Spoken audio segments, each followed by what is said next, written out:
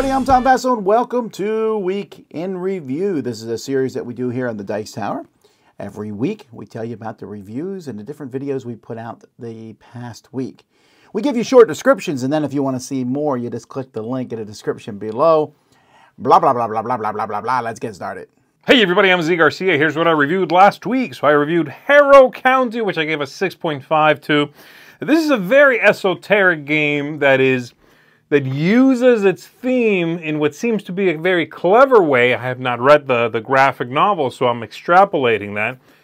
But I don't like the gameplay. It's a very clever game that I didn't enjoy playing very much. It's a game that is incredibly asymmetric, and yet the central core feels so abstracted I have a hard time enjoying the theme because everything I'm doing feels very removed. I guess at the end of the day, I found the game a little clinical. And it's a game I very much respect, and I can see the merits in it, but I found it hard to grow close to it and enjoy it, and so therefore has that sort of clinical, removed feeling. I reviewed Ancient Terrible Things Reawakened, which I gave an 8 out of 10 to. This is a dice-driven game in which it's Yahtzee style. You are traversing down this river, encountering eldritch things, and rolling dice and trying to take them over. I enjoy this one. It's got a great look, neat vibe. It's long for what it is. It's sort of my big thumb down there, but I enjoy overall. I really like it, and I like what it does, but it's one I would certainly recommend with 2 players, 3. Once you get up to 4 players, there are things that are a little bit faster. There's nothing to do while the other players are rolling and then thinking about how they want to manipulate this pool of dice. So there you go. But other than that, I really like it. And then lastly, I reviewed Battle of Versailles, which I give an 8.5 to. This is a fantastic 2-player head-to-head game. It can be very confrontational, but it is steeped in this historical event, this specific Battle of Versailles, a fashion show, and everything it does, everything it attempts to, there's an interesting sound over there, everything it attempts to do is very well integrated and very historically researched and accurate. It feels like a mature game. It is a very, and I don't mean, thematically mature. I mean, it's an adult, it's a grown-up game. It's a game that demands respect and presence, and it gets it. It earns that. I really enjoy this one, and it's one I would recommend as long as you don't have an adverse reaction to conflict and direct confrontation. I think you're going to enjoy it as well. And that's it for me, everybody. I'm going to go check out what that was, and I'll see you on the next one. Hi, I'm Wendy Yee, and I have 3 games this week. So Chris and I did a 3 reviews combined kind of thing of games that are reprints, and these are the 3 games. So the first one is, hey, that's my fish. And it is a cute little abstract game where you're trying to collect fish, and it goes to more than 2 players, which is interesting. I gave this a 6. Very cute. This production of it is definitely my favorite. So check that out. The next one is Bridgerton Love Letter. It's basically the love letter game, but then they add in a few extra cards that you can optionally play with that add a few little differences, and it does fit the theme of love letter. So interesting for that. So Bridgerton Love Letter, I gave a 7. And then the last one is Blueprints of Mad King Ludwig. Also gave that a 7. And it is basically very similar to Mad King Ludwig, only it's a roll and write style game without the rolling and only doing the writing.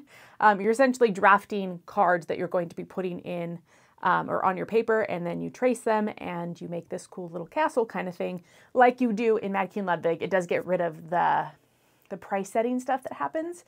So there's not that money exchange that goes on in the original game. And there's obviously other differences. But yeah, so that one I gave a 7 as well. So there you go. Those are the 3. If you're interested in that review, it is 1 review together with all 3 of those games. Go check that out. Anywho, that's what I reviewed this week. And let's see who's next. All right, this week I took a look at one game, took a look at Ancient Terrible Things Reawakened. So this is going to be the second edition of Ancient Terrible Things. I did not play the first one, but I had played Conja, which this game is based off of. I came in at an 8 for this. That's going to be a seal of approval. I was really impressed with the changes that they made from Conja to this Ancient Terrible Things Reawakened. I really like the decision process that you go through each turn in where you're going to place your worker out. Sometimes you'll place it there for the card that you want to try and push your luck and get. Sometimes you place it just for the token that you get there.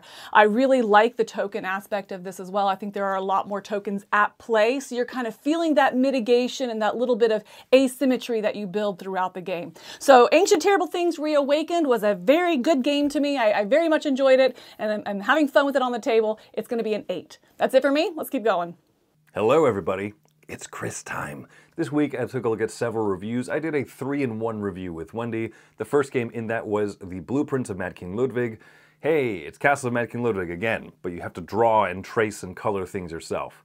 I didn't like that, a 5.5. The coward's 5, really.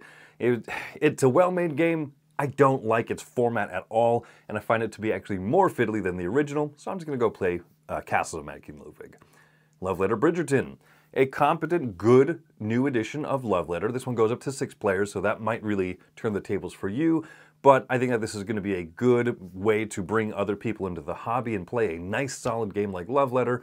I rate it a little bit lower for some little production things. Hey, That's My Fish, a 7.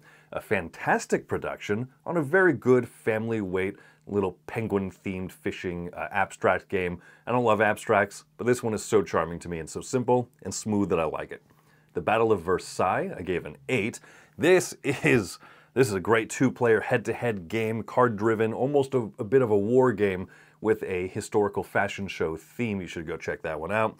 And, of course, Expressions, an 8.5. The Seal of Excellence I gave this week to a clue-giving, card-guessing deduction game. It feels a little bit like a cooperative, and you're trying to guess the cards in other people's hands. It almost feels like The Crew, but with no trick-taking, as odd as that is. Lastly, I did a video on games that the rating has changed, either bumped up or dropped down for me. So go ahead and check that one out to see what I think of games from a few years back. So that, folks, has been Chris time. Okay, I did a live Q&A this week, and we did a We'll Play It Live, where we played 3 games, and I thought all 3 would be good. All 3 were not. We did a couple paid live playthroughs, Ascending Empires, and we also, that was on Tuesday, and on Friday we did Dying Light, so you can check those out. I did a boring unboxing. I reviewed a small game called Expressions, which I really enjoyed. Logic, deduction, a lot of fun, 8.5. Me and the kids reviewed Garden Guests, connecting 2 sides of the board together. I gave that a 6 out of 10. I took a look at what we did at Board Game Smorgasbord and Random Ruckus, some party game playing on Thursday. Then me and Joey took a look at Dungeon Saga Origins, and I gave this one a 6.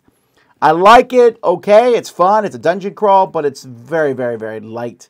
And it's also very, very repetitive, which keeps me from loving on it. Jason and I took a look at Batman the Arkham Asylum Files, which was a giant, big escape room style game with AR in it.